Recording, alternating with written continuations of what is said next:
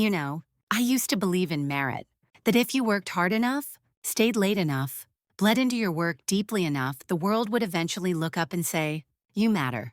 But the truth is, the world doesn't hand you credit. Sometimes, it hands your creation to someone else and watches them smile while taking your bow. My name is Elias Crane, and for 10 years, I believed that building something brilliant would be enough. But brilliance, it turns out, is easy to steal when you're surrounded by people who wear masks better than they wear competence. They didn't just take my work, they took my name out of it. And when the applause rained down, I stood at the back of the hall not as a proud architect, but as a ghost no one had the decency to bury. But I didn't scream. I didn't beg. I did something worse. I remembered it started with a notebook, worn edges, ink-stained fingers, and an obsession no one could quite understand. While others checked out at 5, Ruin P.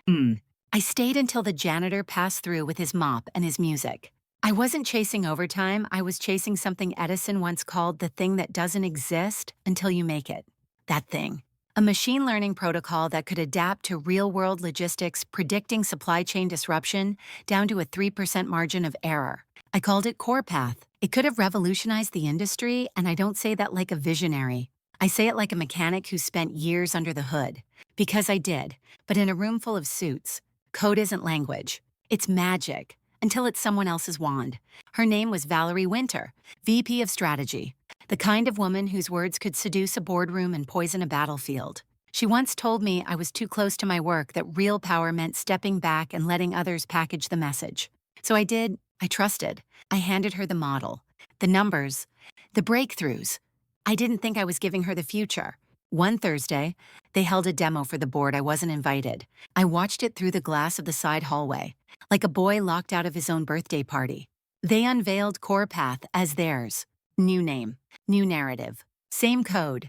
I watched as the room stood to applaud my algorithms on the slide deck, my architecture being paraded like someone's weekend brainstorm.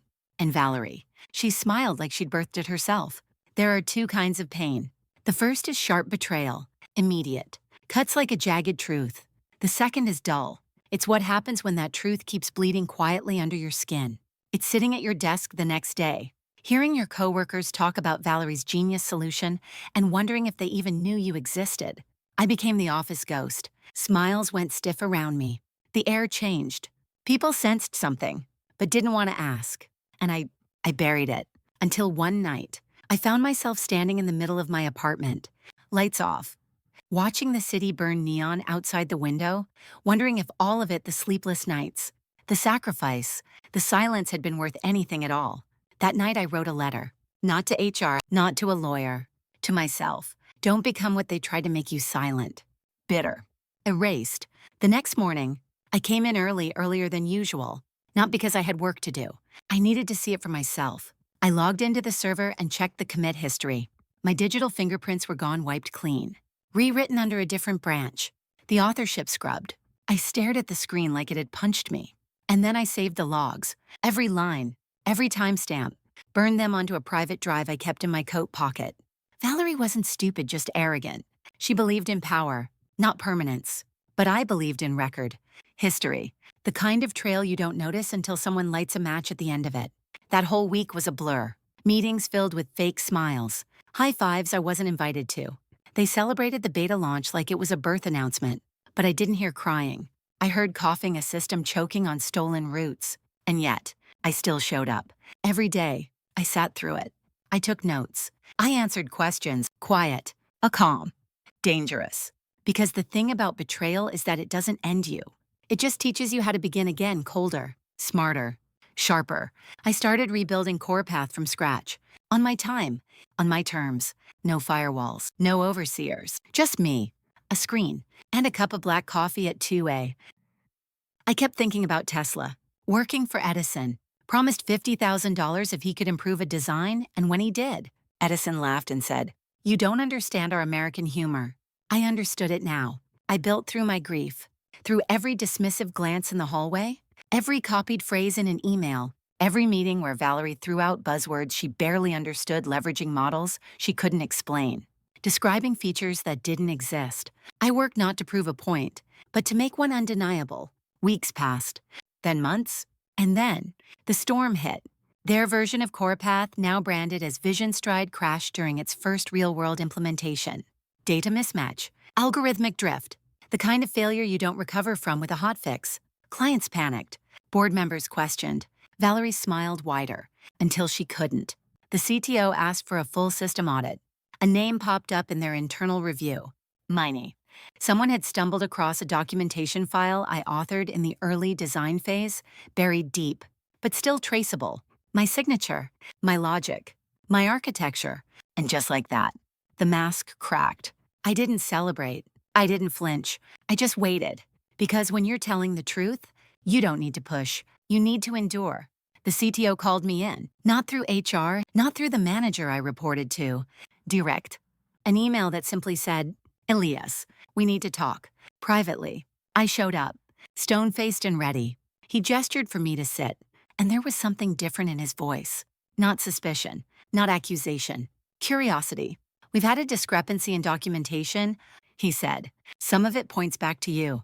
Can you explain? I didn't flinch. I didn't rant. I pulled out the private drive and placed it on the table like a final chess piece. Here's the original framework, built 6 months before Vision Stride existed. I have commit histories, version logs, architecture schematics. If you want confirmation, compare them. He didn't say a word, just nodded slowly, took the drive, and that was it. I walked out of that room knowing the air had changed. You don't uncork truth without consequences. You just decide whether to drink from it or drown others in it. 3 days later, the executive review board convened. Valerie was asked to present the timeline of development. She looked polished, pressed, confident, but her voice trembled when they asked about the earliest ideation documents. Because they didn't have them. Because I did. That night, I got a call. Not from the CTO, from the client, the company we had promised to deliver Vision Stride to. A woman named Marianne Chen, head of operations. Elias, she said, I saw what happened. I saw your name. I read your file. Pause. Can you build it again? But better, cleaner. This time, your way. I didn't say yes. I didn't say no. I said, why? She paused again. Then, because I believe people should sign their own work. That moment, that was the shift. The quiet turn from ghost to storm. I didn't walk into Valerie's office. I didn't send a scathing email. I just submitted my resignation. One line, effective immediately. No fireworks, no goodbyes, just exit. I moved fast, set up a temporary lab, rented out an old industrial space with thick concrete walls and terrible Wi-Fi. But it was mine. I called in a few favors. Brought on 2 developers I trusted, not rock stars, just believers. People who knew how to grind. We got to work. CorePath 2.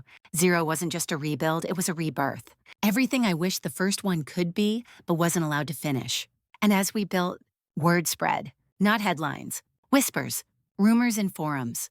An engineer's post on a subreddit. He's back. He's building. And Valerie. She doubled down. Claimed I had overstepped. Said the system would recover. Hired PR firms to spin the narrative. But the investors weren't stupid. You can buy attention, but not trust. And trust was bleeding. The silence that followed was my favorite kind of music. Because beneath it, things were shifting. 6 weeks in, CorePath 2. 0 went live in a limited deployment. Quiet. No announcement. Just results. And results, don't lie. 42% reduction in operational delay. 27% cost improvement in redundant load balancing. Real-time adjustments that predicted breakdowns before they happened. The client smiled. Valerie vanished. Officially. A sabbatical. But in truth, she was pushed, gently, firmly, finally. Her empire built on my work. Sand. My second version. Granite. And that's when I realized the real revenge was never the downfall. It was the silence after where you stand. Alone. Victorious and untouchable. I kept my head down after that. Not in shame. In precision, because the moment you let vindication go to your head, you forget how you got there. And I hadn't climbed this far just to slip on pride. The team grew quietly. 3 more developers, a systems analyst, a product strategist, all hand-picked, all previously overlooked, all brilliant. We didn't hire resume. We hired resilience. Marianne sent a follow-up contract. Substantial. Binding. With my name not a company's on every page. They weren't investing in a product anymore. They were investing in the person who built the idea that outlived the lie. There's a freedom in being believed, but there's power in being underestimated. We worked in the shadows, not for secrecy, but for strength. We tested everything, simulated failure, broke it on purpose just to understand how to make it immune. Meanwhile, the old company tried to recover. Valerie's absence was spun as an internal restructure, but whispers spread. Investors asked too many questions. Clients pulled out. Teams crumbled under scrutiny. I watched it all from a distance, not as a spectator, but as the author of a story that no longer needed to scream. One afternoon, a reporter reached out. "You're the one behind CorePath, right?" Mind giving a quote for the piece we're running on innovation theft? I declined, not because I had nothing to say, but because silence had worked better than any headline ever could. Instead, I spoke with code, with performance, with deliverables that shattered expectations. Our version, rebuilt from ground zero, began rolling out globally. Quiet contracts, loud results, and then came the call I didn't expect. From the board of my old company. "We'd like to talk." They said, "There's an opportunity to return at the executive level." I didn't laugh. I didn't insult. I said, "Thank you for the offer." Then I paused. Let the silence stretch like a held breath. But I don't return to places that erased me. I build what they can't replace. Click. That night, I stood in the middle of the lab. Everyone else had gone home. The only light was the blinking server rack and the glow of city lights pressing in through the window. I thought of Tesla, Lincoln, Marie Curie. People who weren't just dismissed, they were erased, until the world could no longer ignore what they left behind. I wasn't seeking applause anymore. I was building legacy, because the greatest revenge isn't the fire. It's the foundation they'll never crack. And CorePath wasn't just a system anymore. It was a monument. Momentum is a strange thing. It doesn't knock. It doesn't wait. It demands you rise when the world finally starts listening. After the fourth successful deployment, we were no longer just a quiet alternative. We were the standard. The whisper had become a wave. Clients started calling us first, not as a backup plan, but as the only plan that made sense. We didn't advertise. We delivered. Word traveled the way it always should, from result to reputation. I began to get invitations, speaking events, panels, universities asking me to lecture. People suddenly curious about the mind behind the code. But I wasn't interested in attention. I was interested in building a fortress no one could burn down this time. One day, a former colleague from the old company reached out. Jenna. She'd worked in product before leaving during the Valerie storm. She messaged me one line. "You proved it. Quietly. Brilliantly. Can I come build with you?" That was the shift when people stopped asking where I'd gone and started asking how to follow. I brought Jenna on, and then 3 more, and then 5. All people who had been dismissed, overlooked, discarded. We didn't just hire talent, we resurrected it. We became a shelter for those buried under mediocrity, with ambition too dangerous to be ignored forever. Meanwhile, Valerie resurfaced, not in our industry. That door had closed. But on a panel talking about resilience and leadership. I watched the video with a straight face. She quoted ideas I'd written in private design memos. Words she once called too technical were now framed as brilliance hers. But I didn't reply. I didn't retaliate. Because by then, I was already 3 steps ahead. Our system was evolving. CorePath was becoming sentient, a new model that not only predicted failure, but learned from every interaction. Adapting in real time. It was no longer just code. It was living intelligence. And every piece of it had our fingerprint. And then came the invitation that felt like the world turning on its own axis. A global summit. The biggest names in tech. A keynote slot and my name at the top of the speaker list. I paused when I read it. Not from fear. From something deeper. Reflection. 5 years ago, I stood in a hallway watching someone else claim my work. Now, I was walking onto a stage to present a vision no one could steal. And I'll never forget that moment. Not the lights, not the applause, but the quiet breath I took before I spoke. Steady and full. "Good afternoon. My name is Elias Crane. I build what others said couldn't be built. And today, I want to talk about how to protect what's yours, not with noise, but with truth." The applause didn't move me. Not like it used to. Once, I would have clung to it. Let it validate me. But now, I knew what real affirmation felt like it was in the eyes of my team when we hit a breakthrough. In the nod from a client who knew I delivered. In waking up every morning with clarity, not compromise. After the keynote, the offers came fast. Partnerships, licensing, joint ventures. But I chose carefully. We didn't grow to get big. We grew to get strong, and I wasn't about to trade freedom for flattery. Jenna and I spent nights debating roadmap decisions. We built plans that could outlive hype. I often told her, the goal isn't just innovation, it's succession. I want the next Elias to walk in through this door without having to fight the same wars I did.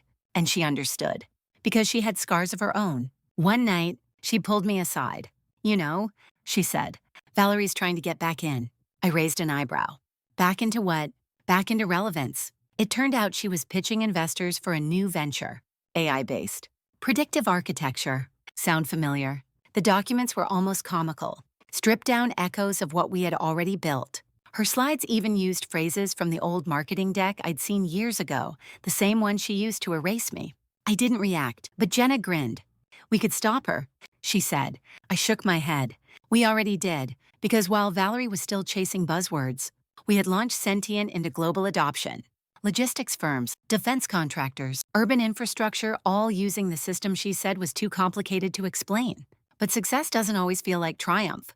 Sometimes, it feels like quiet responsibility, like being the one who knows what the machine can really do and being trusted not to abuse it. I started mentoring. A young dev named Marla joined our team. Brilliant, unpolished, passionate. She reminded me of me before the fire, before the betrayal. She asked deep questions, pushed boundaries. I gave her room to break things, room to become, and one night, she asked the question I hadn't been asked in years. Why didn't you destroy her? I didn't answer right away, just looked out the window, watching the city breathe. Because, I said, I was never trying to destroy anyone. I was trying to build something no one could take from me again. And I had not just the software, the trust, the community, the reputation. All of it was mine, earned, not gifted. And that was something even Valerie couldn't counterfeit. The world wasn't watching me anymore because of what I'd lost. They were watching because of what I'd made next. It was strange how peace arrived not as a fanfare but as a routine. Mornings started with black coffee and quiet minds. Not meetings about who deserved credit, but conversations about what the future could look like. The weight of defending myself had lifted. What remained was vision. And then came the awards. I didn't attend the first ceremony. I didn't need a trophy to tell me I'd won. But the team asked me to go to the second, said it mattered to them. So I put on the suit, the one I bought years ago thinking someday I'd wear it to celebrate. That day had finally arrived. They called my name. The lights hit my face. For a moment, the past clawed at me that hallway, that conference room, Valerie's voice in my ear. But when I stepped onto the stage, none of it mattered. I thanked the team, the believers, the forgotten ones who became a force.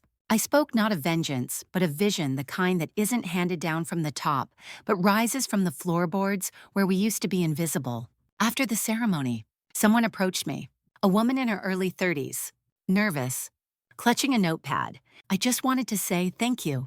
I work at Helix Dynamics. I was in a similar situation. Your story, it made me fight for myself. That's when it clicked. Legacy wasn't a system or an award.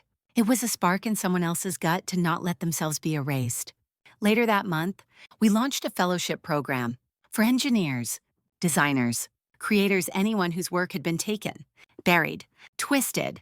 We called it the Foundation, and it did exactly that, gave people the ground they needed to rebuild. And yet, with all that growth, I never forgot the silence, the nights spent questioning everything, the bruise of being overlooked. That pain became my compass. One evening, Marla sent me a prototype, an early concept for a new AI-assisted design protocol. It's not done, she said, but I want you to see it. I looked at the code. Clean, ambitious, unapologetic. You sure this came from scratch? I joked. She smiled. No one's taking this from me. And she meant it. Not with arrogance, with clarity. I realized then, she didn't just want to build something great. She wanted to protect it. Just like I had, the future wasn't just unfolding. It was remembering and rewriting. It started quietly. A message here, a connection request there. Former colleagues, competitors, people who'd once looked through me, now looking to me. Can we talk? I have an idea I'd love your thoughts on. I wish I'd stood up back then. I didn't carry grudges. I carried lessons. And the biggest one, sometimes silence is complicity, but sometimes silence is survival. We do what we must, until we can do what we believe. A few I welcomed back into the fold, the ones who admitted what they saw, the ones who'd been silenced, too, just differently. Not all wounds are loud. Some live behind polite smiles and professional handshakes. Meanwhile, Sentient was evolving faster than we imagined. It was being used to optimize emergency services, supply chains during global disruptions, and even urban design. One official called it the nervous system of smart cities. And through it all, I stayed grounded. I walked the floors, spoke to new hires, sat in on scrums when I didn't have to. Because I wasn't building a company, I was building a culture, one where no one stood in the hallway with their voice locked behind their ribs. Marla came into my office one afternoon, holding a file. "Something you should see," she said. It was a proposal, a new project, government-backed, high budget. And guess who was listed as one of the competing vendors? Valerie. She had started another firm, different name, same game. She'd repackaged recycled ideas into a pitch that felt flashy but hollow. Marla raised an eyebrow. "You want me to handle it?" I smiled. "No, let them see the difference themselves." We submitted our bid. Clean, transparent, substance over sizzle. Weeks later, the decision came through. We won, not just on price, on vision, on clarity, on integrity. A reporter asked for comment. I gave them a single quote. Let the work speak. That night, I stood in the server room again, just like the early days. Humming machines, low lights, that quiet pulse of progress.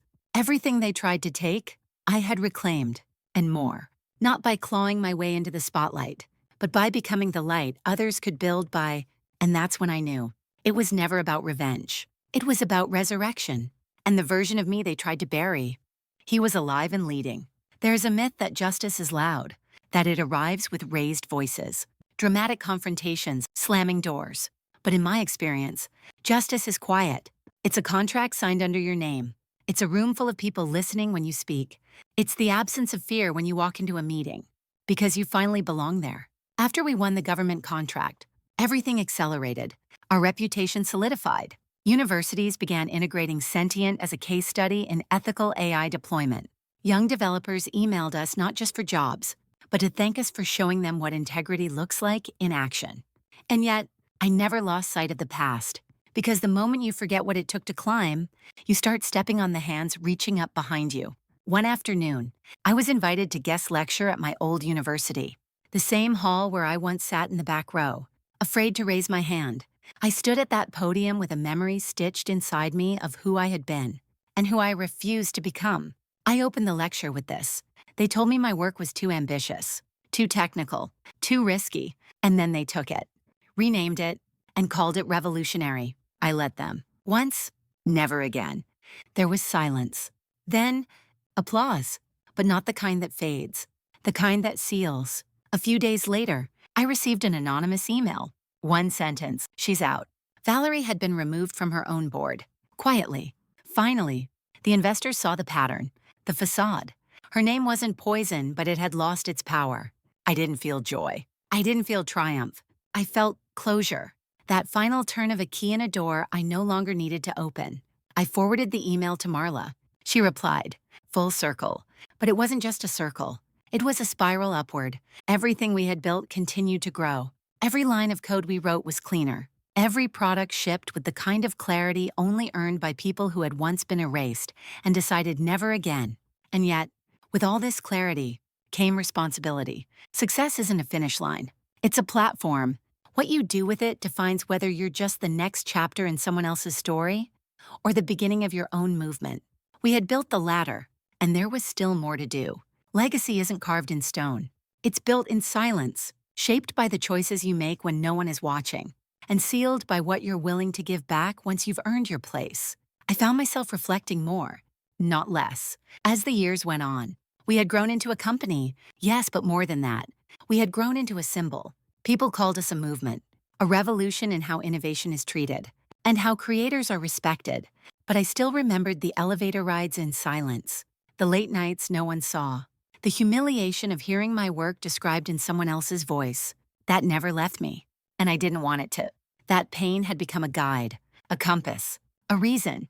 Marla eventually launched her own project under our umbrella, a decentralized learning protocol that was breaking boundaries in education tech. She called it Lotus Star. When she stood up to present it at the next summit, I sat in the audience, front row, as she spoke. I looked around the room packed, attentive, moved. And I thought, This is the work. Not the code, not the capital, but the courage passed down. Afterward, someone approached me and said, "You must be proud. She's like the next you," and I corrected him. "No. She's the first, her. I made peace with the past in increments, in every line of code credited properly, in every junior engineer who dared to speak up, in every leader we promoted who never had to wonder if they'd be stolen from." Then came the letter. Not an email, a letter, handwritten, from Valerie. She didn't ask for forgiveness. She didn't grovel. She acknowledged, "I did what I did to win." I confused ambition with entitlement. But the truth is, I lost long before the board let me go. I lost the moment I needed someone else's genius to pretend I had any. You didn't just outlast me. Elias, you outgrew the world I thought I could control.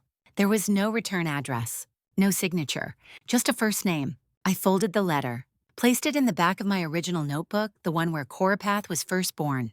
I didn't need closure anymore, but it felt right to store the final page there. Sometimes the story doesn't end with revenge. Sometimes it ends with a ripple, a changed world, 100 better stories, and one quiet man who never gave up on his own name. So if you're watching this, or hearing my voice, and you've ever been erased, I'm not telling you to shout.